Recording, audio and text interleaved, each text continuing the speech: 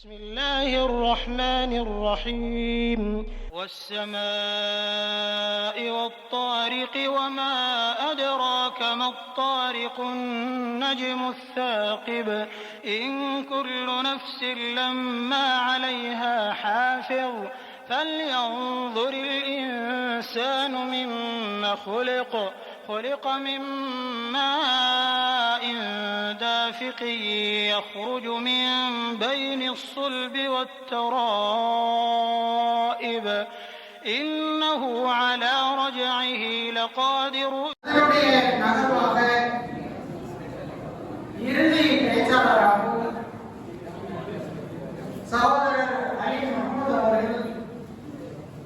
நன்மையை நோக்கி பயணிப்போம் என்ற தலைப்பில்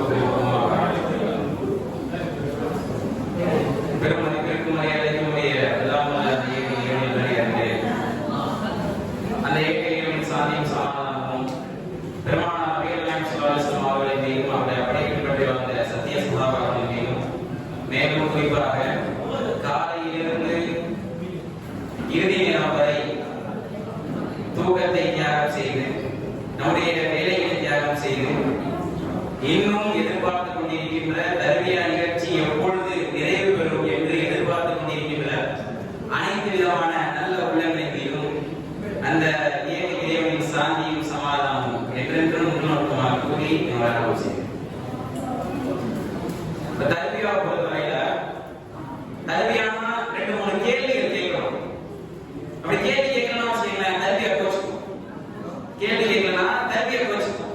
காலையிலிருந்து வாட்டு மாட்டிடுச்சு. அப்ப காலையிலிருந்து அமர்ந்து இருக்கும், அமர்வு காலையிலிருந்து பாடம் பெற்று இருக்கும். அப்ப அதுல இருந்து 2-3 கேள்வி கேட்டாதான் தர்பியாக்கு அந்த பயன் இருக்கு. கேள்வின்னு சொன்னோன்னே என்ன பிடிச்சா நோக்காம இருக்கு.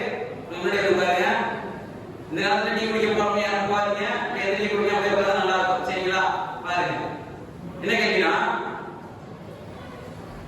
இறையச்சமும் இன்றைய முஸ்லிம்கள் நிலையும் சொல்லி சகோதரர்கள் பேசினாங்க. அப்ப அதுல என்ன ஒரு கேள்வினா, ஒரு போர்க்களத்துல மிகப்பெரிய உடல் அளவுக்கு 80க்கும் மேற்பட்ட வெட்டுக்கள் வாங்கி தன்னுடைய கைகள் இருக்கிற பேச்சமரத்தை தூக்கி போட்டுட்டு அந்த போர்க்களத்துல போய் உயிரை விட்ட ஒரு சஹாபி அந்த விரலில் நுனிய வச்சுட்டான். தன்னுடைய தந்தை வந்து அவங்க அடையாளம் கண்டுபிடிக்கிற அளவுக்கு இருக்கு இந்த சஹாபியோட பேர். ஒரு சம்பவம் நடக்கிற மாதிரி நினைக்கிறீங்க நடந்துச்சுல சொன்னாங்கல்ல, அதான் இங்க நான் சஹாபியோட பேர் என்ன? زيد زيد الله يشفيه الله يشفيه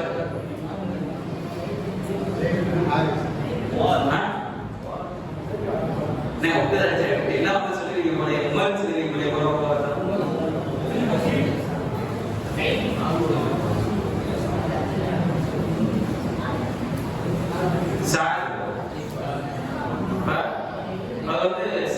சொல்லக்கூடிய ஒரு சதாபி. சரிங்களா? அடுத்தது என்ன, 4 இலக்கு என்னன்னு சொல்லிட்டு சகோதரர் பேசினார்.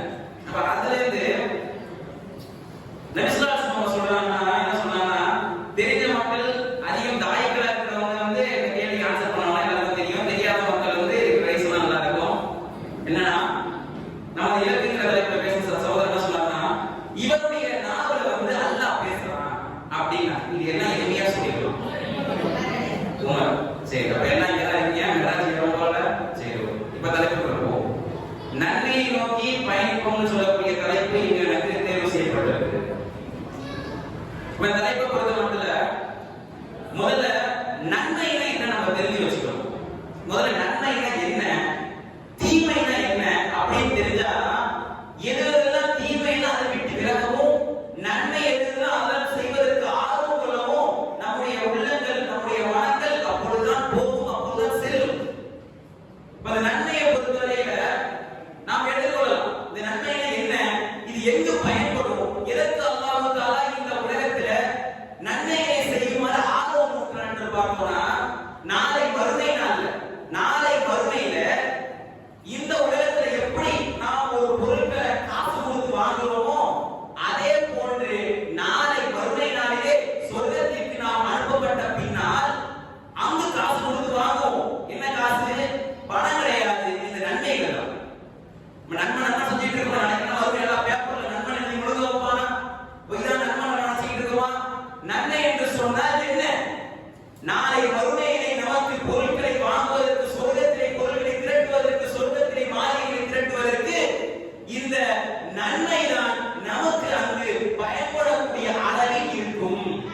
இந்த நன்மையினால் பயன்படக்கூடிய வகை இருக்கும் என்று அல்லாஹ்வுடைய தூதர் நமக்கு சொல்லிக் கொடுக்கிறார்.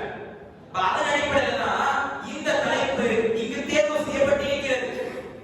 மேலும் ஆயத்தில் சொல்றாங்க, நன்மைனா என்ன, தீமைனா என்னன்னு சொல்லி ஒரு சஹாபி அல்லாஹ்வுடைய தூதர் வந்து கேட்கிறாங்க. அதன் பிறகு நன்மை பற்றியும் தீமை பற்றியும் ஒரு சஹாபி அல்லாஹ்வுடைய தூதர் வந்து கேட்கிறாங்க. அதுக்கு அல்லாஹ்வுடைய தூதர் சொல்கிறார்கள், அபிர்ரு ஹுஸ்னுல், நன்மை என்பது நல்ல பண்புகள், நல்ல குணநலங்கள் என்று அல்லாஹ் சொல்றாங்க. வல் இஸ்மு வலா தஅலைஹி ஸுலப், தீமை என்பது உங்கள் உள்ளத்திலே உறுத்தக்கூடிய ஒரு செயல் தான் தீமை. வகானு மினல் பையதிஹிம் ஐதிஹிம் இன்னன் நாஸ், அந்த உள்ளத்திலே உறுத்தக்கூடிய தீமை இருக்குல்ல, அதை நீங்கள் மக்கள் மத்தியில் செய்வதற்கு, மக்கள் மத்தியில் அந்த தீமையை நீங்கள் செய்வதற்கு உங்கள் உள்ள உட்படாது வெறுப்பீர்கள் என்று அல்லாஹ்வுடைய தூதர் அவர்கள் நன்மை தீமையும் தரம் பிரித்து காட்டுகிறார். எது நன்மை எது தீமைன்னு சொல்லிட்டு அண்ணல் பெருமானார் வந்து தரம் பிரித்து காட்டுறாங்க. நன்மைனா என்ன, நல்ல பண்புகள், நல்ல குணங்கள், பொறுமையாகவும் மேன்மை பொருந்தியவர்களாகவும் புறம் பேசாமல் என்ன தீமையின் பக்கம் செல்லாமல் யார் இருக்கிறாரோ இதுதான் நன்மையான பண்பு. தீமையை பொறுத்தவரை சொல்லும்போது என்ன சொல்றாங்க, தீமையை பொறுத்தவரையில உங்க உள்ளத்துல உறுத்தும். அதுக்கு நான் தனியா வச்சுட்டு பாய், எனக்கு வந்து உள்ளத்துல உறுத்தவே இல்லையே பாய், எனக்கு நல்லா இன்னொரு ட்ரீம் தான் எனக்கு, இன்னொரு ஆப்தான் எனக்கு உள்ள இறங்குது. அது கிடையாது. உள்ளத்தில் தண்ணி அடிப்பவனாக இருந்தாலும், மது தரக்கூடியவனாக இருந்தாலும், விபச்சாரம் பண்ணக்கூடியவனாக இருந்தாலும், திருடுபவனாக இருந்தாலும், அவன் உள்ளத்திலே கடுகளோ கூட பிசிறு இல்லாமல் அந்த தவறு செய்ய மாட்டான். கண்டிப்பா கடுகளோ அந்த உள்ளத்திலே உறுத்தி கொண்டு இருக்கும், உள்ளத்திலே உறுத்தல் இருக்கும். இருந்தால் அவன் அந்த தவறை நோக்கி செல்பவனாக, பயணிப்பவனாக, தவறை நோக்கி போகக்கூடியவனாக அவன் இருப்பான். அதைத்தான் ஒவ்வொரு மனிதனுடைய உள்ளங்களிலே அல்லாஹ் அப்படிதான் போட்டு வச்சிருக்கிறான், அப்படிதான் அல்லாஹ் சொல்லி வச்சிருக்கிறான். இது எத்தனை மக்கள் நினைவு கொண்டவர்களாக, எத்தனை மக்கள் வாழ்க்கை நடைமுறை வைத்தவர்களாக இருந்து இருக்கிறோம். ஒன்று வேண்டாம், நன்மையை நோக்கி பயன்படுற அமல்ல பார்த்தோம்னா, நீங்க கடந்த ஒரு மணி நேரத்திலே நாம் சொர்க்கத்திற்காக என்ன தேர்வு செய்து வைத்திருக்கிறோம், அல்லாஹ்வை நாளை மறுமையில் சந்திக்கின்றோம் என்று சொன்னால், இந்த நிகழ்ச்சி முடிந்ததற்கு பின்னால் நமக்கு மரணம் வந்தாலும் அல்லாஹ்வை நாம் நிதர்சனமாக பார்க்க முடியுமா, அல்லாஹ்வை நாம் பிரதிபலனோடு பார்க்க முடியுமா, அவருடைய முழு நோக்கி காட்சி அளிப்பானா, யோசித்திருக்கிறோமா, என்றைக்காவது விளைவித்திருக்கின்றோமா? அதற்காக அல்லாஹ் சொல்லி காட்டுறான், அவர்கள் நன்மையை பார்த்து தெரிய வேண்டும், நன்மையை பக்கம் அவர்கள் செல்ல வேண்டும் என்று. அதனால் அல்லாஹ் பல இடங்களில் சொல்லி காட்டுகிறான். அல்லாஹ் இன்னும் திருமறையில தெளிவாக கூறுகின்ற பொழுது என்ன சொல்றானா, ஹுதல்லின் நாஸ வ பையனாதி மினல் ஹுவா வல் பாயிலைனி. ஹுதல்லின் நாஸ, மனிதர்களுக்கு இது நேர்வழி காட்டியாக இருக்கிறது. இந்த திருமறை குர்ஆன் மனிதர்களுக்கு நேர்வழி காட்டியாக இருக்கிறது. வ பையனஹும் வ வாலிலைனி, நேர்வழியை பொய்யை விட்டும் தனியாக பிரித்து காட்டுகிறது. அல்லாஹ் சொல்லும்போது என்ன சொல்றானா, இது நேர்வழியா இருக்கு, உண்மையா இருக்கு, நன்மைகள் எது என்று சரியாக தெளிவான முறையிலே தனியாக எடுத்து பிரித்து காட்டுகிறது. பொய்யை விட்டும் இது உங்களை தடுக்கிறது, சரியான முறையில் பிரித்து காட்டுகிறது என்று அல்லாஹ் தஆலா நமக்கு திருமறை குர்ஆனில் பாடம் எடுக்கின்றார்.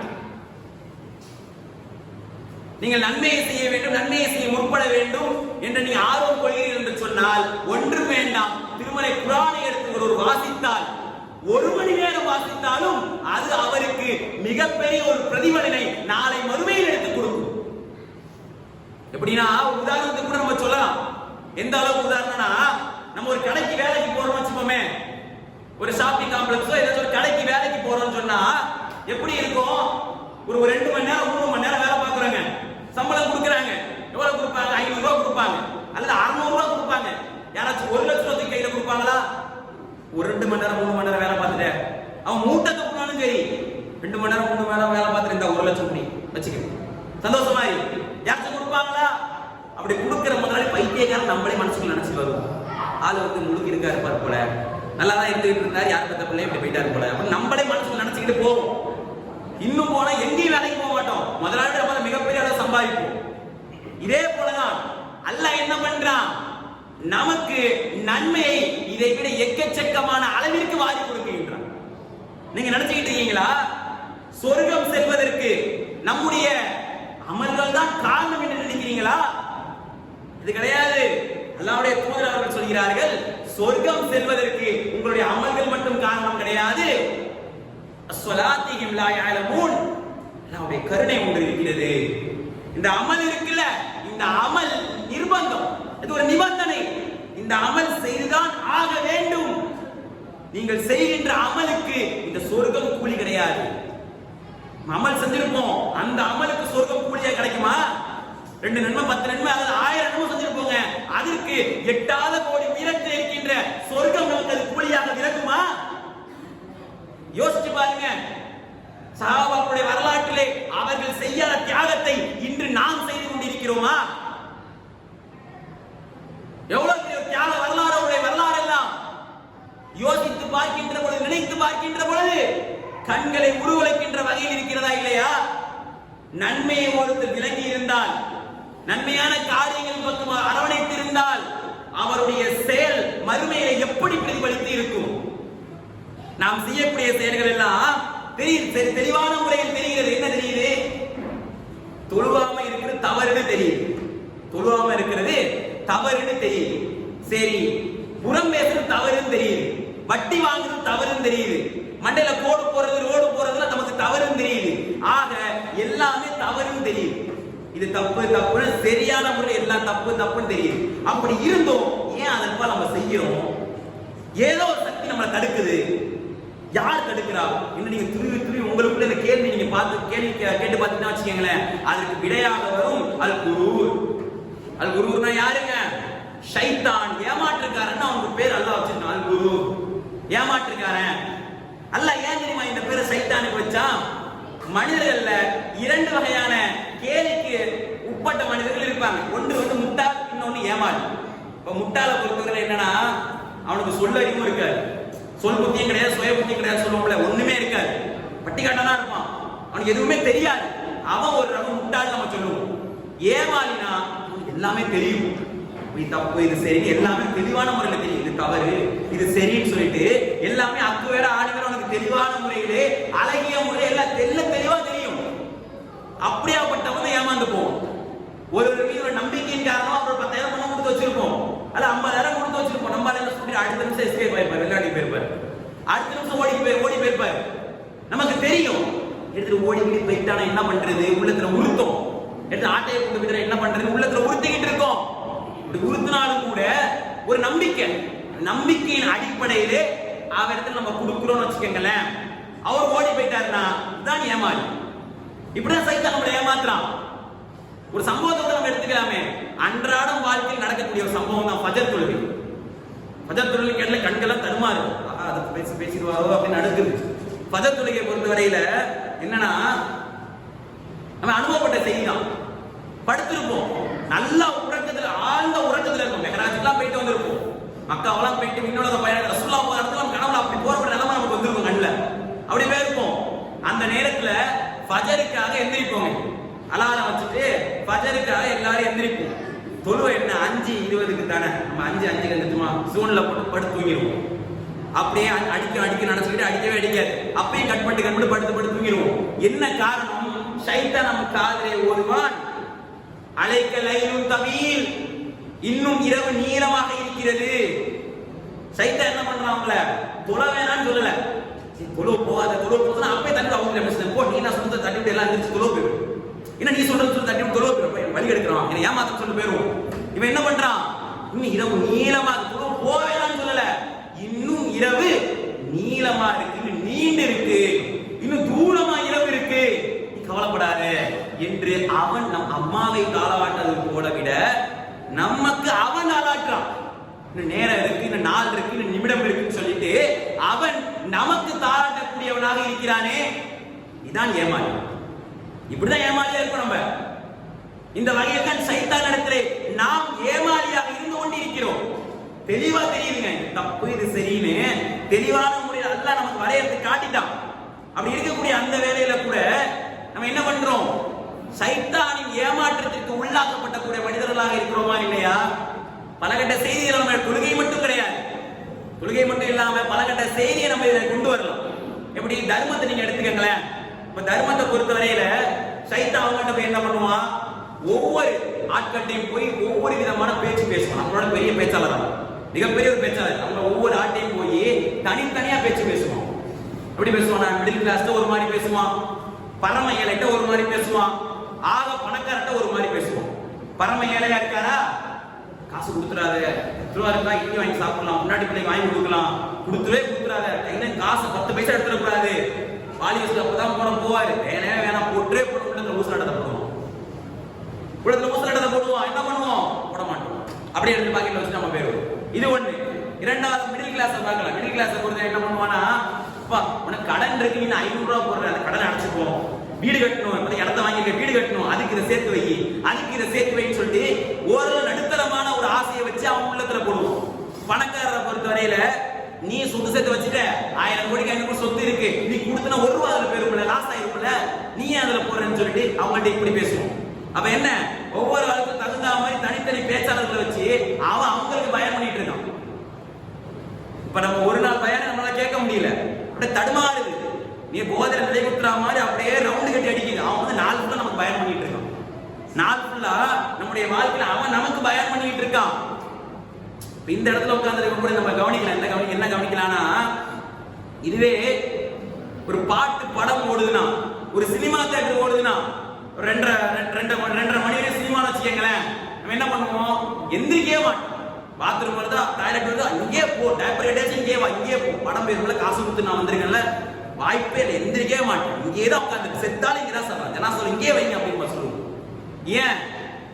அந்த அளவிற்கு நம்முடைய பொருளாதாரத்தை கொட்டி இருக்க ஒண்ணு. இன்னொன்னு என்னன்னா, தீமையின் பால் நம்முடைய கண்கள் இருக்கக்கூடியவர்களா இருக்கு. அல்லாஹ் சொல்ல என்ன சொல்றான்? மனிதன் நஷ்டத்துல இருக்கிறான், நிச்சயமாக மனிதன் இருப்பானே அவன் நஷ்டத்துல இருக்கிறான் அப்படின்னு நமக்கு அல்லாஹ் சொல்லி காட்டுறான். அவன் நஷ்டவாதியா இருக்கிறான் அப்படின்னு சொல்லிட்டு அல்லாஹ் நமக்கு திருமறையில பல இடத்துல சொல்லி காட்டுறான். இதான் நஷ்டம், இந்த நஷ்டவாதியா இருக்கிறோம்.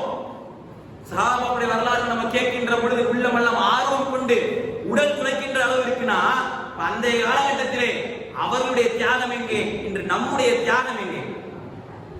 அல்லாஹ் நம்மகிட்ட எது தெரியுமாங்க விரும்புறான்? ஒரே ஒரு செய்தி தான் அல்லாஹ் நம்மகிட்ட விரும்பக்கூடிய ஒரே ஒரு செய்தி என்னன்னா, எப்படியாவது நாளை மறுமையில இவனை சொர்க்கத்துல விட்டுறணும், எப்படியாவது இவன் சொர்க்கத்துக்கு போயிடணும் என்பதுதான் அல்லாஹ் விரும்பலாம், என்பதுதான் அல்லாஹ் கேட்கிறான். எப்படி அல்லாஹ் சொல்லும் பொழுது என்ன சொல்றானா, அல்லாஹ் தன் திருமறையில பேசும் அஷ்ஹது அல்லதீன யஅலமூன், மனிதர்களே நீங்கள் சொர்க்க சோலைகளுக்காக தான் படைக்கப்பட்டு உள்ளீர்கள். மனிதனை பொறுத்த சொல்ல அல்லாஹ் சொல்லும் பொழுது அவனை அல்லாஹ் சொர்க்கத்திற்காக படைச்சு வச்சிருக்கான், சொர்க்க சோலைகளுக்காக படைச்சு வச்சிருக்கான் அல்லாஹ் சொல்றான். ஆனால் நம்முடைய கண்கள் ஒவ்வொரு நாளும் தீமையை நோக்கி போகுதுன்னா இது எந்த அளவுக்கு மிகப்பெரிய மாபாதக செயலா இருக்கும். உள்ளத்துல ஒரே ஒரு செய்தி, மறுமை வரதுக்கு தான் பார்க்க சொல்றீங்க, மறுமை நாள்ல சந்திச்சுக்கலாம், மறுமை வருவதற்கு நாட்கள் இருக்கு, மறுமை வரும் மிக தூரமாக இருக்கிறது, இன்னும் நாட்கள் இருக்கிறது, இன்னும் நாட்கள் இருக்குன்னு சொல்லி கடந்து கொண்டு போய் கொண்டு இருக்கிறோமே, மிக நீண்டமான நாட்கள் மறுமை வருவதற்கு இருக்கா? அல்லாஹ்வுடைய தூதர்கள் சொல்கின்ற பொழுது என்ன சொல்றாங்கன்னா, ஒரு நாள் காலை பொழுதிலே பகீர் என்று விழித்தொழிந்தார்கள், எந்திரிச்சுட்டு சொல்றாங்க, மனிதர்களுக்கு நாசம் உண்டாகட்டும், அந்நாசு கொள்க, மனிதர்களுக்கு நாசம் உண்டாகட்டும், மனிதர்களுக்கு நாசம் உண்டாகட்டும். ஆயிஷா கேட்கிறாங்க, என்ன ஆச்சு, ஏன் நாசம் உண்டாகட்டும் சொல்லி சொல்ல மாட்டேங்கிறீங்க, ஏன் சொல்றீங்கன்னு சொல்லும் பொழுது என்னோட தூதர் அவர் சொல்றாங்க, சூரை ஊதக்கூடிய மலை, இறுதி நாளிற்கு சூரை ஊதக்கூடிய மலை, வாய் அளவிலே சூரை வைத்துக் கொண்டு மறுமை எப்பொழுது வரும் என்று எதிர்பார்த்தவர்களாக கண்களை ஒரு நிமிடம் கூட சிமிட்டாதவர்களாக வாய் நுனியில் சூரை வைத்துக் கொண்டு மறுமையை நோக்கி எதிர்பார்த்துக் கொண்டிருக்கிறார். நாட்கள் இருக்கா? அவர்களுக்கு பயம் இப்படி இருந்தது. முன்பின் பாவங்கள் மன்னிக்கப்பட்ட நபி, அவர்கள் பாவங்கள் கிடைக்காது, நன்மை தீமை பதிவேற்றப்படாது, அவர்கள் உள்ளத்திலே இது இருந்தது என்று சொன்னால் நாம் எல்லாம் என்ன சஹாபாக்களா? யோசிச்சு பாருங்க, அவர்கள் உள்ளத்திலே இருந்த ஈமானின் அளவு நம்முடைய காலகட்டம் இருக்கிறதா இல்லை? இதான் கேள்வி. எத்தனை பேர் இருந்துகிட்டு இருக்கோம்? எளிமையான வழி அல்ல, சுலபமான வழி சுட்டு போட்டு காட்டுறா அல்ல, மிகவும் எளிமையான வழி அல்லாஹ் காட்டுறான்.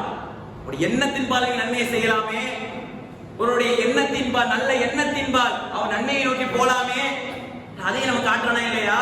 அல்லாஹ்வுடைய சொல்லுகின்ற பொழுது கூட என்ன சொல்றாங்கன்னா, ஒரு நன்மையை ஒருவர் நினைக்கின்றான் என்று சொன்னால், ரோட்ல ஒருத்தர் போயிட்டு இருக்காங்கன்னு வச்சுக்கோங்களேன், கையில காசு ஒன்றும் சுத்தமா இல்லை, ஆனா அவங்க என்ன பண்றாங்க, ரொம்ப வறுமையில யாசம் கேட்கறாங்க, பிச்சை கேட்கறாங்க, கையில சுத்தமா காசு பணம் இல்ல.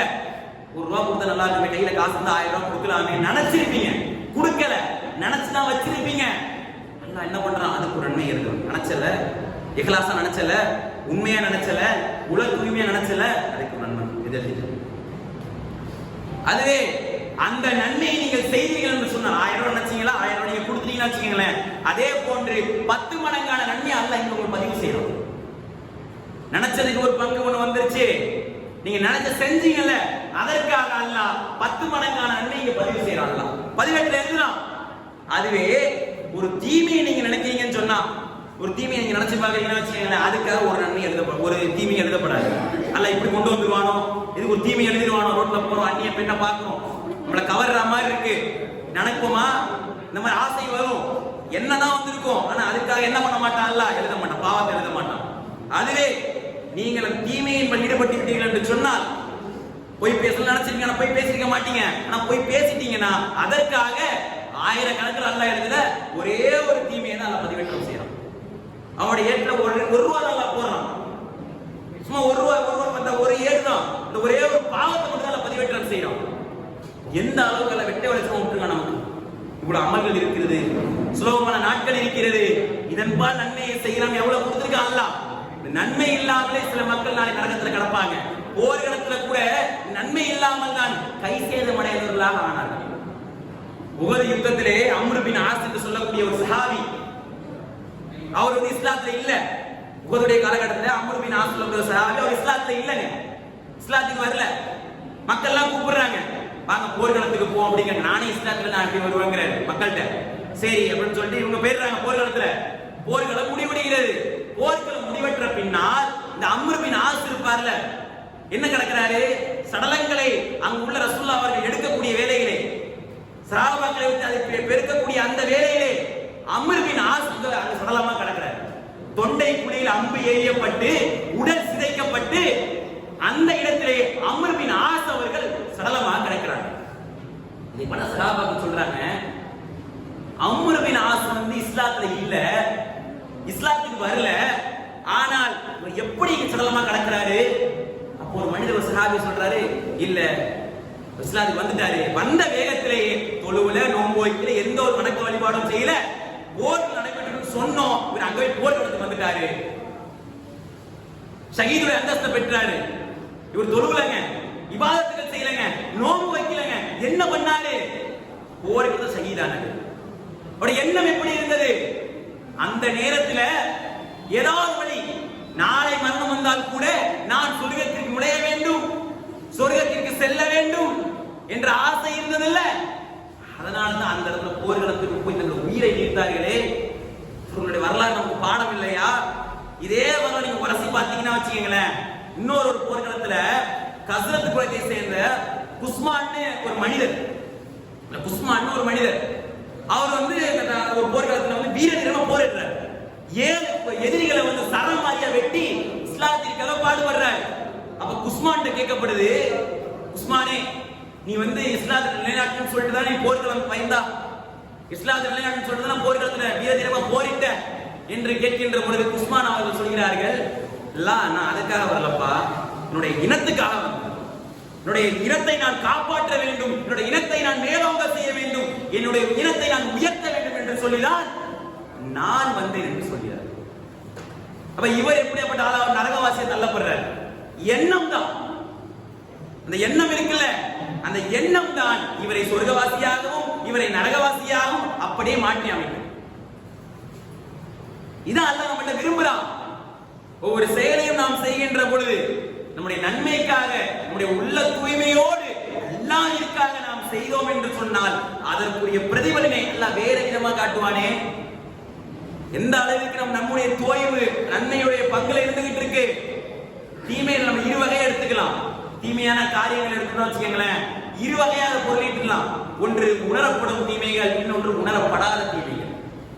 உணரப்படும் தீமைகள் தெரியும் என்ன, இப்ப இது வந்து தப்பு அப்படின்னு தெரியும். பாட்டு கேட்கக்கூடாது தப்பு, மது அருந்தக்கூடாது தப்பு, விபச்சாரம் பண்ணக்கூடாது தப்பு அப்படின்னு தெல்ல தெளிவாக அவருக்கு தெரியும், தெரிந்து கொண்டே செய்வார்.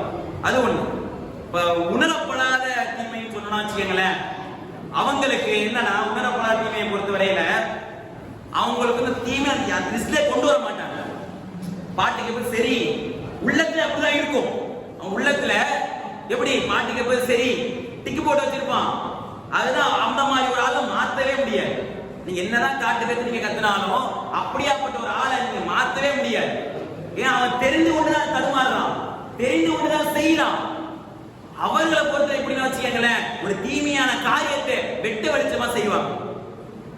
பஸ்ல போனா வச்சுக்கங்களேன், ஜிம்க்கு ஜிம்க்கு ஜிம்க்குன்னு பாட்டு போட்டுதான் இருக்கும், நல்ல குதூகலமா இருக்கும் பாட்டு, டான்ஸ்லாம். நம்ம குரான்ல ஹெட்போனை போட்டு கேட்பதற்கு உள்ள கூச்சப்படும், உள்ள நடுங்கும். எப்படி குரான்ல ஹெட்போன் போட்டு கேட்கறது நினைச்சுவானோ, கேலி பண்ணுவானோ, அவன் பாட்டு ஓடி அதை ரசிகை சொல்லுவானோ. பாத்துங்க, இப்படிதான் நமக்கு ஹலாலை செய்வதற்கு, ஹலாலின்பால் நெருங்குவதற்கு வெட்கப்படுறோம். ஆனால் ஹராமை செய்வதற்கு முன்னுதாரணம் கொடுத்து வெட்கம் இல்லாமல் செய்யறோமே, யார் ஏமாற்று? இதான் ஏமாற்றக்கூடிய பண்பு. ஹலால நம்ம செய்வது வெட்கப்படுறாங்க. பசங்களா சேர்ந்து நிப்பாங்க. அப்ப நாளைக்கு படம் ரிலீஸ் வந்து உனக்கு டிக்கெட் போட்டேன் வந்துடுறேன்டா, ஜாலியா வந்துடுறேன்டா, வாடா எல்லா இடத்துக்கும் போய் படத்துக்கு போறோம். ஓகே, அதே இடத்துல ஒரு பையன் நான் போயிட்டு தொழுவையா அது கூலி குடிக்கு நம்ம சொல்லுவோம், கத்தி சொல்ல மாட்டான். அவன் படத்துக்கு சைத்தானுடைய வேலையை கொடுமா, நம்மளுக்கு தைரியமா கூப்பிடுவோம், வாங்கடா போயிருவோம்டா. ஆர்ப்பாட்டெல்லாம் வேற மாதிரி பெரியவே தூங்க முடியாது, அலப்பறலாம் வேற மாதிரி இருக்கும். இல்ல வேற மாதிரி அலப்பறலாம் கொடுத்துட்டு போவாங்க, போர்க்களத்துக்கு போற மாதிரி ஒண்ணுமே இருக்காது, பூஜை பிள்ளாத வேலை. போர்க்களத்துக்கு போறோம்னா அலப்பறலாம் கொடுத்து நம்மளால போவாப்புல. ஆனா ஒருவன் தொழுகைக்கு அழைப்பதற்கு, தொழுகைக்கு வாயா தொழுகைக்கு போகணும்னு சொன்னா வச்சுக்கீங்களேன், அவன் கூனி குறுகி சொல்லுவான், கேலி பண்ணிடுவானுங்களோ, திட்டுவானுங்களோ, ஏதாச்சும் சொல்லி கலாய்ப்பானுங்களோ, அதற்காக கூனி குறுகி நிற்கிறோமே, யார் நஷ்டவாதி? யார் அல்லாஹ்விடத்தில் ஒன்றும் இல்லாத கை செய்யப்படக்கூடியவனாக இருப்பார்? ஒரு சஹாபியோட வரலாறு நம்ம மூலமா இதுக்கு எடுத்துக்கலாம். யாரு? ஜுலைபி. ஜுலைபி என்று சொல்லக்கூடிய ஒரு நபித்தோழர். இவரை வரலாற்றில் அதிகமாக நம்ம பார்த்திருக்க மாட்டோம், அதிகமா கேள்விப்பட்டிருக்க முடியாது. இவர் எப்படியாப்பட்ட ஒரு ஆள்னா, ஜுலைபியை பொறுத்தவரையில அட்டை கருப்பு ஆள், அட்டை கருப்பா இருப்பாரு, ஆள் வந்து கட்டையா இருப்பாரு. ஒரு அசிங்கமான ஒரு தோற்றம் ஜுலைபிற்கு இருந்தது. இதனால இவருக்கு யாரும் கொண்டு தருது எல்லாம் கேளிக்கையா பார்த்தாங்க. ஆளு கருப்பா இருக்கு சொல்லுவோம்ல, மாப்பிள்ள கருப்பா இருக்காரு, ஒரு காரணம் ஒண்ணு சொந்த வீடு இல்ல, ஒரு காரணம் இன்னொன்னு பள்ளி எடுப்பா இருக்கு, ஒரு காரணம் ஒண்ணு ஒன்னே கிடையாது சொல்லுவோம்ல. அந்த மாதிரிதான் ஜுலைபி என்று சொல்லக்கூடிய சஹாபி என்ன பண்ணிருக்காரு, கட்டையா கருப்பா அசிங்கமான தோற்றத்துல இருக்காரு. இந்த ஜுலைபிங்கிற பேர் கூட ஒரு நகை கூட்டக்கூடிய ஒரு பேர் தான், ஒரு கேலி கிண்டலுக்குள்ள ஒரு பேர் தான் ஜுலைபின்னு சொல்றது. அப்படிப்பட்ட பேர் தான் இது. அப்ப இந்த பேர்ல வந்து ஒரு ஆள் சஹாபி இருக்கிறார். எப்படியாப்பட்ட என்ன பண்றாருன்னா, ஒரு நாள் காலை பொழுதுல ரோட்ல நடந்து போயிட்டு இருக்க, இப்படி ரோட்ல நடந்து கொண்டு போகக்கூடிய அந்த வேளையில அல்லாஹ்வுடைய தூதர் அவர்கள் எய்தா மாதிரி வராங்க, எதிர்க்க வராங்க. அஸ்ஸலாமு அலைக்கும் யா சுலைபி, நல்லா இருக்கியா, கைஃபாலக் எப்படி இருக்க, நல்லா இருக்கியா, அல்ஹம்துலில்லாஹ் சுப்ஹானல்லாஹ், நல்லா இருக்க சுபா, எப்படி இருக்கீங்க, என்ன சொல்லிருக்கோம், உனக்கு திருமணம் ஆயிடுச்சா, ஒண்ணு தராம இருந்தாங்கல்ல, உனக்கு திருமணம் ஆயிடுச்சா கேட்கும் பொழுது அல்லாஹ் சொல்றாங்க, எனக்கு திருமணம் ஆகல, மறுமையில் எனக்கு ஊர்லீன்கள் இருப்பார்கள்ல, நம்ம ஊர்லீன்கள் அங்க போயிட்டார், அந்த கனவு கண்ணிகள் அங்க போயிட்டார், ஊர்லீன்கள் அங்க இருப்பார்கள்ல, ஏன்பா திருமணம் பண்ணா ஆச்சுன்னு சொல்லுப்பா, இல்ல இல்லைன்னு சொல்லு, ஏன் ஊர்லீனுக்கு போற, நிச்சயமா ஊர்லீன் உண்டு. அப்படியே ரசூலுல்லாஹ், சரி ரசூலுல்லாஹ், ஆனா திருமணம் உலகத்துல ஆகல அப்படிங்கிறாரு. வருடத்துக்கு சொல்லுவாங்க, அப்படியா நேரா போ, இந்த மதீனா நகரத்துல கடைசியா ஒரு வீடு இருக்கும், அந்த வீட்டு கதவை போய் தட்டு, நான் சொன்ன வீட்டு கதவை போய் தட்டு, நான் ஒரு பொண்ணு இருக்கு, நான் சொன்ன பொண்ணுக்கு நம்மளால திருமணம் ஜெகதோதி ஆகிட்டாரு, நாளைக்கு திருமணம் புது நம்மளை கையிலே பிடிக்க முடியாதுல்ல, ரம்மியமா பரப்பாப்புல ஆளு, காலில் இல்ல வெந்நீர் ஊத்துன மாதிரி போடுவோம்னு சொல்லுவோம், அந்த மாதிரி போடுறாரு, குதிரையோட வேகமா ஓடி இருப்பாரு. எனக்கு திருமணம் எனக்கு எங்கேயும் 8 முக்கு சுத்தி பார்த்த பொண்ணே கிடைக்கல, அப்பா ஒரு பொண்ணு கிடைச்சேன்னு சொல்லிட்டு அந்த இளம பருவத்துல ஓடுறாரு, இந்த கல்யாண ஆசையோட ஓடுற. நீங்க கேட்டா வச்சுக்கல, இளைஞர்கிட்ட ஒரு 25 ஆனா வச்சுக்கல, இப்ப திருமணம் பண்ணுவோம்ப்பா, நம்ம அப்புறம் பண்ணிக்கலாமா, உள்ளத்தால வராது, வாயோட தான் அப்புறம் பண்ணிக்கலாம், இது ஓகேப்பா விட்டு போயிடுவாங்க. அடுத்தது கேட்குது, மறுபடியும் கேட்க மாட்டேன், மறுபடியும் கேட்ட கொஞ்சம் நல்லா தானே இருக்கும், நானும் ஒரு ஃப்ளோல அடிச்சு விட்டு மறுபடியும் கேட்க மாட்டேங்கிறேன், என்ன பண்றது தெரியாம வாயத்தை சொல்லிவிட்டேன், என்ன பண்றது, என் வாயோட சும்மா இருக்க மாட்டேன் அப்படி நம்ம நினைப்போம். அதே போலதான் எல்லாம் ஓடுற பொண்ணு கிடைச்சிட்டு சொல்லிட்டு வேகமா ஓடுற, வீட்டோட கதவை தட்டுற, வராங்க அந்த பெண்ணோட தந்தை வராங்க. அஸ்ஸலாமு அலைக்கும், ரசூலுல்லாஹ் வந்து உங்கள்ட்ட திருமணத்துக்காக பெண் கேட்க சொன்னாங்க. ரசூலுல்லாஹ் பெண்ணு அச்சிங்க, ரசூலுல்லாஹ் அச்சிங்க, என் பெண்ணை மகர் கூட அப்புறம் பேசிக்கலாம், அழைச்சிட்டு போங்க அப்படிங்கிற முகப்பத் ரசூலுல்லாஹ் அவ்வளவு பாசம். அழைச்சிங்கிற பா நில்லுங்க, ரசூலுல்லாஹ் இல்லைங்க, எனக்கு திரும்ப ரசூலுல்லாஹ் கேட்க சொன்னாங்க, பரிந்துரைக்க சொன்னாங்க, சிபாரிசு பண்ண சொன்னாங்க அப்படிங்கிறாங்க. நம்பாது அந்த பெண்ணுடைய தந்தை சொல்றாரு, உங்களுக்கா சொல்லிக்க பேர், உங்களுக்கு வாய்ப்புல சொல்லிக்க, நீங்க வந்து சமுதாயத்துல ஏழ்மையாளா இருக்கீங்க, அசிங்கமா இருக்கீங்க, உங்களுக்கு தரது கொஞ்சம் மனசு கூசுது, பண்ண முடியாது அப்படின்னு. இவர் பண்றதுதான் எப்பவுமே இது நடக்கிறது தானே, ஊர்வலத்துல யாரும் பொண்ணு தரல, எப்பவும் நடக்கிறது தானே. அதே என்ன பேர் வருத்தம்லாம் ஒண்ணும் இல்ல, ஆளுக்கு சொல்றாரு சொல்லாங்க பொண்ணு தர மாட்டேன்ட்டாங்க அப்படிங்கிறாரு. பொண்ணு தர மாட்டேன்னு சொல்றாங்க. நான் சொன்னியா, நீங்க சொன்னா சொன்னா நான் பொண்ணு தர மாட்டேன்ட்டாங்க. அவர் ரசூலுல்லாஹ் சொல்றாரு, இது பெரிய மேட்டர் இல்ல, உன் அனுபவிக்கிறதா, உன் காதல கேட்கறது தானே. 10 வீட்டுல அலைன்ஸ் மாப்பிள்ளை கேட்பாங்க, பொண்ணு போட்டோ கேட்பாங்க, மாப்பிள்ளை போட்டோ கேட்பாங்க, கொடுப்போம். இந்த மாப்பிள்ளை பிடிக்கல, ஓகே எவ்வளவு அனுபவிச்சா இது ஒண்ணு மேல அப்படின்னு சொல்லிட்டு போயிட்டே இருக்கும். அதே மாதிரிதான் ரசூலுல்லாஹ் சொல்றாங்க, இனி நான் உனக்காக பேசுறேன். யாரு போறா? நாட்டுடைய அரசர், நாட்டுடைய மாமனிதர், நாட்டுடைய தளபதி பெண் கேட்பதற்காக போற. நாட்டுடைய வேலையெல்லாம் ஒதுக்கி வச்சுட்டு தன்னுடைய அரசர் என்ற பதவியை ஓரம் கட்டி விட்டு பெண் கேட்பதற்காக போறாரு. இன்று நாம் இன்னொரு பெண் கேட்க போனா வச்சுக்கீங்களேன், ஏளனமா பார்ப்பாங்க. இந்த வேலை பாக்குறியா நீனு, மஞ்ச பைத்துடைய இந்த வேலையை பார்க்கணும்னு சொல்லி மேலே ஏளனமா பார்ப்போம். அல்லாஹ்வுடைய தூதர் சென்றார்கள் யாருக்காக? எந்த ஒரு மனிதன் உலகத்துல மதிக்கலையோ, யாரை இந்த உலகத்துல ஏறெடுத்து பார்க்கலையோ அவருக்காக அவருடைய தூதர் அவர்கள் சென்றார்கள். என்ன காரணம்? அவருடைய செயல்கள், அவருடைய இபாதத்துகள், அவருடைய நன்மைகள், இதற்காக தான் போனாங்க. போறாங்க, கேட்கிறாங்க, கதவை தட்டுறாங்க. அஸ்ஸலாமு அலைக்கும். சுலைபின் கேட்டாராம், ஏன் நீங்க பெண் தரல கேட்கும் பொழுது அந்த மனிதர் சொல்ற ரசூலுல்லாஹ் உங்களுக்கு நாங்க கொடுத்துருவோம், ஆனா அவரு கேட்பது அவருக்கு கேட்கிறார், சுலைபின் கேட்கிறார், எப்படி நாங்க தரது அப்படின்னு சொல்றாங்க. இது என்ன, நீங்க இஸ்லாத்துக்கு மாற்றத்துல இருக்கீங்களா, எதுல இருக்கீங்க?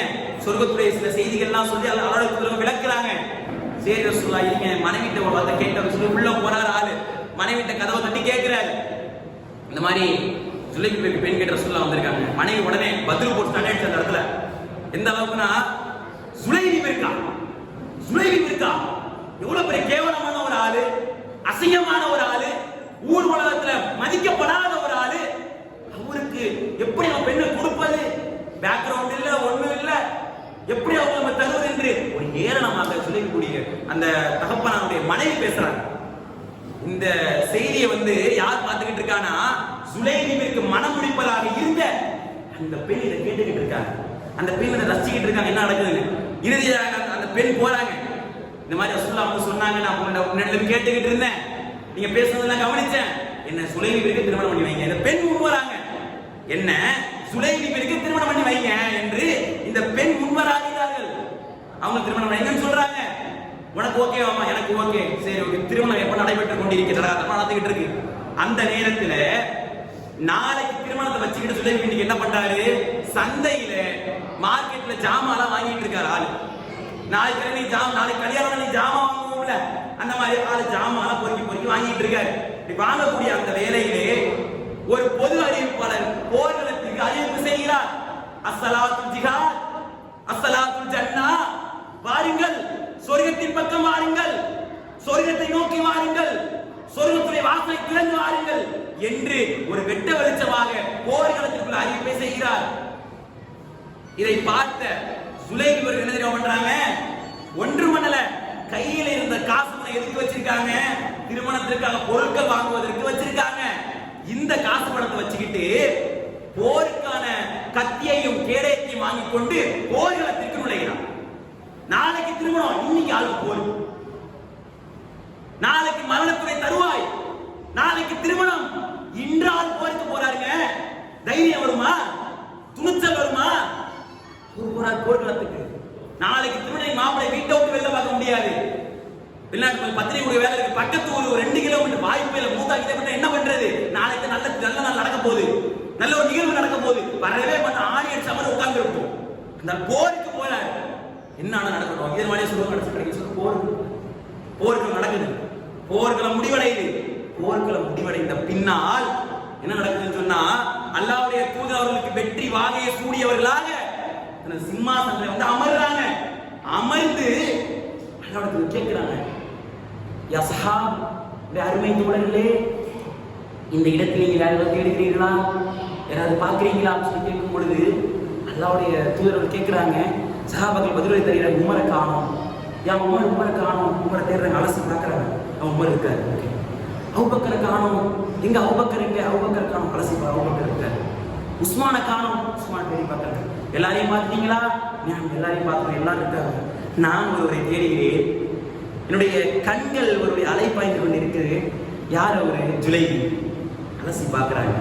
ஒரு இடத்துல அப்படியே தடுமாறி அப்படியே எல்லாத்தையும் எல்லா சடலங்களையும் பிறட்டி அலசி பார்க்கும் பொழுது ஜுலைபியுடைய உடல் இருக்கு. எந்த அளவுக்கு இருக்குன்னா, 7 எதிரிகளுடைய தலையை குமித்தவர்களாக, 7 குறைஷுடைய தலையை நிமிர்த்தியவர்களாக நடுப்பற ஜுலைபியுடைய உடல், 2 கைகள் துண்டிக்கப்பட்டவராறு அந்த உடல் இருக்கு. அந்த கையை வெட்டிட்டாங்க. 7 தலையை குமிச்சு வச்சிருக்காரு வட்டமா. நடுப்புற இருக்கு உடல். அந்த கைகள் துண்டிக்கப்பட்டதா இருக்கு. அல்லாஹ்வுடைய தூதர் அவர் கண்ணீர் வடித்து அந்த சடலத்தை அப்படி அள்ளி தூக்குறார். கைகள் கட்டில்களாக மாறுது. மார்போடு மார்பு அணைத்தவர்களாக, தலையோடு தலை ஒட்டியவர்களாக, தன் பாசமிகு வாயினால் முத்தத்தை கொடுத்து அல்லாஹ்வுடைய தூதர் அவர்கள் சொல்கிறார், ஹக்குல் முஸ்லிமின் அன முஸ்லிமூன். இவர் என்னை சார்ந்தவர், நான் இவரை சார்ந்தவன் அல்லாஹ். இவர் என்னை சார்ந்தவர், நான் இவரை சார்ந்தவன் அல்லாஹ். இந்த மரணத்தை ஏற்றுக்கொண்டாயா அல்லாஹ் என்று கண்ணீரோடு துஆ செய்கிறார். இதை பார்க்க உமர் அவர்கள் வர்ணிக்கிறார்கள், இந்த தருணம், இந்த வாய்ப்பு எனக்கு கிடைக்கலையே. எங்க வெக்கேஷன் போறது கிடையாது, பொருளாதாரம் கிடையாது, இந்த தருணம் எனக்கு கிடைக்கலையேங்கிறாங்க. இந்த வாய்ப்பு எனக்கு கிடைக்கலையே என்று சொல்கிறார். சடலத்தை எடுத்து போறாங்க, ஜனாசாவை வைப்பதற்கு சடலத்தை எடுத்துட்டு போறாங்க. சடலம் வைக்கப்பட்டோனே ஒரு கணம் அல்லாஹ்வுடைய தூதர் அவர்கள் அழுதார்கள், ஒரு கணம் சிரித்தார்கள். ஏன் தெரியல. சஹாபாக்கள் கேட்கிறாங்க, ஏன் அல்லாஹ்வுடைய தூதர் ஒரு கணம் அழுதீங்க, மறுபடியும் ஏன் சிரிச்சு கேட்கணும்? இல்ல, ஜுலைபியுடைய மரணத்தை கண்டு நான் அழுதேன், மனம் தாங்க முடியல என்னால. ஆனா ஜுலைபி அவர் அந்த சொர்க்கத்துடைய சீமாட்டிகள் இருப்பாங்களே, ஊரையங்களோடு மறுமையில விளையாடிக்கிட்டு இருக்காரு. அதை பார்த்து எனக்கு சிரிப்பு வந்துருச்சு என்று சொல்கிறார். நாளைக்கு கல்யாணம், நாளைக்கு இன்னைக்கு மரணம், போர்க்களம். நேற்று திருமணம், திருமணத்துக்கு நிகழ்வு. பொருளாதாரத்தை வச்சு கூட எப்படி தர்மம் பண்றாரு? போர்க்களத்துல கத்தியும் கேள்வியும் வாங்கிட்டு உயிர் தியாகம் செய்கிறாரு. இந்த ஊர்ல மதிக்கப்படல. நன்மையை செய்ததுனால, இபாதத்தில் இருந்ததுனால, ஏகத்துவத்தில் இருந்ததுனால இந்த ஊர்ல மதிக்கப்படல. ஒரு ஆளாக கருதப்படல. கருப்பா இருக்க ஒதுக்கிறேன், காசு பணம் ஒதுக்கிறேன், உறவினர்கள் ஒதுக்கிறேன் என்று ஒதுக்கி வைத்திருந்தார்களே, இவர்கள் மறுமை நாளிலே ஊர்லீன்களோடு விளையாடுகிறார் என்று சொன்னால் இந்த வாய்ப்பு யாருக்கு கிடைக்கும்? ஆளை பார்த்து இடையை பார்த்து முடிவு எடுத்துட்டு இருக்கீங்களா? ஆளை பார்த்து நான் நிறத்தை பார்த்து முடிவு எடுத்துட்டு இருக்கீங்களா? இன்றைக்கு பலதரப்பட்ட திருமணங்கள் அப்படிதான் நடக்குது. இவருடைய வரலாறு இன்று எத்தனை பேருக்கு சிம்ம சொப்பனம். இப்படி வந்தார்கள் சஹாபி. இவருடைய வரலாறு நமக்கு படிப்பனை இல்லையா? நம்முடைய கைகளில் இருந்த பொருளாதார ஏஞ்சி நம்ம தர்மம் செய்ய மாட்டோம். தர்மத்துக்கான ஆர்வம் வர மாட்டேங்குது. இவர் எப்படி இருந்தார்? வாழ்க்கை எப்படி இருந்தது? நன்மைக்காக சஹாபாக்கள் எப்படி பாடுபட்டார்கள்? அல்லாஹ்வுடைய தூதர் ஒருவர் கேட்கிறாரு, பணக்கார சஹாபாக்கள் அன்சாரிகள் நிறைய தான தர்மங்கள் செய்யறாங்க, நிறைய தர்மங்கள் அதிகமா அள்ளி கொடுக்கறாங்க. ஏன்னா அந்த பிறந்த ஊரு மதீனா தான். நாங்கெல்லாம் எனக்கு விட்டுட்டு வந்தோம், எங்களால கொடுக்க முடியல. எல்லாத்தையும் அங்கேயே விட்டுட்டு முஹாஜிர்களா வந்திருக்கோம்ல, எங்களால ஒண்ணும் கொடுக்க முடியலன்னு சொல்லிட்டு அல்லாஹ்வுடைய போய் கேட்கிறாங்க, என்ன பண்றது சொல்லுங்க, என்ன பண்றது? அல்லாஹ்வுடைய தூதர் அவங்க சொல்றாங்க, என்ன சொல்றாங்கன்னா, உங்களால முடியல, சுப்ஹானல்லாஹ் 33 தடவை, அல்ஹம்துலில்லாஹ் 33 தடவை, அல்லாஹ் அக்பர் 34 தடவை சொல்லுங்க. அதுக்கு இது ஈடாயிரும். அவங்க எப்படி தர்மம் பண்ணிட்டு இருக்காங்க? ஒட்டகத்தை வாங்கி கொடுக்குறாங்க, காசு மட்டும் செலவிடுறாங்க, பொருட்கள் எடுத்து வராங்க, ஒவ்வொரு மலையளவு பேருக்கு கொடுக்குறாங்க. அதுக்கு இது கரெக்டா இருக்கும்னு சொல்லி கொடுக்குறாங்க. நம்ம மக்களை பார்க்கலாம், இந்த அடிப்படை திக்ர்ல கூட இவ்வளவு நன்மைகள் இருக்கு. யோசிச்சு பார்க்கணுமா? தொழில உட்கார்ந்து திக்ர் பண்ணுவாங்க. எப்படி திக்ர் பண்ணுவோம்னா 10 ஓடி இருக்கும், தெரியாது. எக்ஸ்ட்ரா ஒரு 10 அடிச்சு ஓடும். என்ன எந்த நடப்புல இருந்து தெரியல, கடையில வாடகை நாங்கள் நினைச்சிட்டு இருப்போம். 10 கையில ஓடி இருக்கும், அடிச்சு அன்னொரு அடிச்சு வைப்போம். இன்னொரு 10 ஓடி இருக்கும், அடிச்சு கரெக்டா 30 அப்படி இருக்கும். சிந்தனை இருக்கா, தடுமாற்ற நிலையில இருக்கும். அப்படி இருக்கின்ற அந்த சூழ்நிலையிலே அல்லாஹ்வுடைய தூதர் அவர்கள் எப்படி வந்தார்கள், சஹாபாக்களை உருவெடுத்து விட்டாங்க. அசட்டையான முறையில் தொழுகை இல்லாமல் ஓடிக்கொண்டிருக்கிறோமே. அடிப்படை விஷயமே தொழுகைதானே. இது இல்லாமல் நம்ம ஓடிக்கிட்டு இருக்கிறோமே. சஹாபாக்கள் எப்படி இருந்தாங்க? ஒரு சஹாபி அல்லாஹ்விடத்துல வந்து கேக்குறாங்க, உம்மி மக்தும் என்று சொல்லக்கூடிய சஹாபி கண்ணு தெரியாதுங்க அவருக்கு. அல்லாஹ்விடத்துல வந்து கேக்குறாங்க, அல்லாஹ்வுடைய தூதரே காலையில் நான் ஃபஜர் தொழுகை வர வேண்டுமா? கண்ணு தெரியல. காலையில் நான் ஃபஜர் தொழுகை வர வேண்டுமா என்று கேட்கிறார். நாம அந்த என்ன சொல்லுவோம்? காலைல நம்ம என்ன சொல்லுவோம்? கண்ணு தெரியலங்கிற வேணாப்பா வீட்டிலே தொழுதுங்க அப்படின்னு. அல்லாஹ்வுடைய தூதர் அவங்க என்ன பண்றாங்க? நீ வா, எப்படியாவது தவழ்ந்தாவது எப்படியாவது நீ தொழுகைக்கு வர வேண்டும் என்று சொல்கிறார். இதை கேட்டு அவங்க என்ன பண்றாங்கன்னா, காலையிலே சுபஹ் தொழுகையிலே முதல் சஃப்ல வந்து ஆஜராகிறாங்க. கண்ணு தெரியாத அந்த வேளையிலும் கூட அவர்கள் வருகிறார்கள் என்று சொன்னால் அவர்களுடைய இறையச்சம் எங்கே? இன்று நம்முடைய இறையச்சம் எங்கே? நம்முடைய இலக்கு ஒரே பாதுகா சகோதரர்களே. இந்த அளவுகளை வகுத்து காட்டிட்டோம். இந்த பக்கம் நீங்க நேரா போனீங்கன்னா சொர்க்கத்துக்கு போயிருவீங்க. இப்படி போனீங்கன்னா நேரா நரகத்துக்கு போயிருவீங்க. 2 ரூட் எல்லாம் போட்டு காட்டிட்டோம். இதுக்கு மேல ரோடு போடுறது நமக்கு வேலை. எப்படி அதை போறது? எப்படி நம்முடைய இலக்கை நோக்கி பயணிக்கிறது? இப்படி நம்முடைய இலக்கை நோக்கி வரணும். இன்னைக்கு நம்ம மூத்தா நாம் சொர்க்கத்துக்கு செல்ல முடியும் என்று நினைக்க முடியுமா? இன்று நாம் மூத்தா போனா சொர்க்கத்துக்கு போவேன் நீங்க நினைக்க முடியுமா? இந்த தருணம் எனக்கு மரணம் வந்தால் கூட அல்லாஹ்வை நான் பார்ப்பேன் என்று நினைக்க முடியுமா? அல்லாஹ்வுடைய தரிசனத்தை பெறுவேன் என்று நினைக்க முடியுமா? அந்த அளவுக்கு எண்ணத்தை உள்ளத்துல நம்ம ஊட்டணும். அந்த அளவுக்கு எண்ணத்தை நாம் கொடுக்கணும். அதுக்கு நம்முடைய என்ன பண்ணணும்? சும்மா நினைச்சுக்கிட்டே இருந்தா மட்டும் முடியாது. சொர்க்கத்துக்கு நினைச்சிட்டு இருந்தா மட்டும் முடியாது. இந்த செயல்கள் இருக்கும். ஒரு வீடு கட்டணும் வீடு நினைச்சு பைத்தியம் சொல்லுவாங்க. இப்ப நினைச்சிட்டு தானே பாருங்க. அதுக்கான என்ன செயல் செஞ்சு அதான் மேட்டர். இதுக்கான என்ன சேர்த்து வச்சிருக்கீங்க? அப்ப அப்படி நம்முடைய எண்ணங்கள் இருக்கணும். எல்லாட்ட கேட்க நம்ம ஜன்னத்துல் ஃபிர்தௌஸ் கூடாயான்னு கேட்கிறோம். ஜன்னத்துல் ஃபிர்தௌஸ் முக்காவாசி பேருக்கு என்னன்னே தெரியல. ஜன்னத்துல் ஃபிர்தௌஸ் பொறுத்தவரையில அல்லாஹ் சொல்றாங்க, ஜன்னத்துல் ஃபிர்தௌஸ்ல தான் நபிமார்களுடைய இருப்பிடங்கள் இருக்கும். முஹம்மது நபி, ஆதம் நபி எல்லா நபிமார்களுடைய வீடு அங்கதான் இருக்கும். சுப்ஹானல்லாஹ், அந்த வாய்ப்பு அல்லாஹ் நமக்கு கொடுக்குறானா? பக்கத்துல ஆதம் நபியுடைய வீடு, எய்தா மாதிரி முஹம்மது நபியுடைய வீடு, பேக்ல நூஹ் நபியுடைய வீடு, ஃப்ரெண்ட்ஸ் ஆதம் நூஹ் நபியுடைய வீடு, ஆதம் நபி எடுத்து அந்த தெரு ஃபுல்லா நபிமார்களுடைய வீடுகளாகவே இருக்குன்னா நம்மகிட்ட வந்து கேட்பாங்க, முஹம்மது நபி நல்லா இருக்காரா, சாப்பிட்டாரா, தூங்கினாரா, எப்படி இருக்காரு, ஆரோக்கியமா இருக்காரு, நம்மகிட்ட கேட்போம். பெருமையா இருக்கும். முஹம்மது நபியை பத்தி நம்மகிட்ட கேட்கிறாங்களே, நம்மகிட்ட விசாரிக்கிறாங்களே அப்படின்னு சொல்லிட்டு அவருடைய உள்ளம் நமக்கு அப்படியே பிரமிப்பாரு. சில இடங்களும் இருக்கு. எங்க? நரகத்திலே இப்லீஸுடைய வீடு இருக்கு. நம்மகிட்ட கேட்பாங்களா? இப்லீஸ் எல்லாம் வந்து கேட்பாங்களா? ஐப்பே. இதான் இலக்கு. நாம் ஜன்னத்துல் ஃபிர்தௌஸ்க்கு செல்ல வேண்டும் என்று சொன்னால் நம்முடைய இலக்கை தெளிவான முறையில் அமைந்து கொண்டு நன்மையை நோக்கி நம்முடைய பயணம் தொடர வேண்டும்.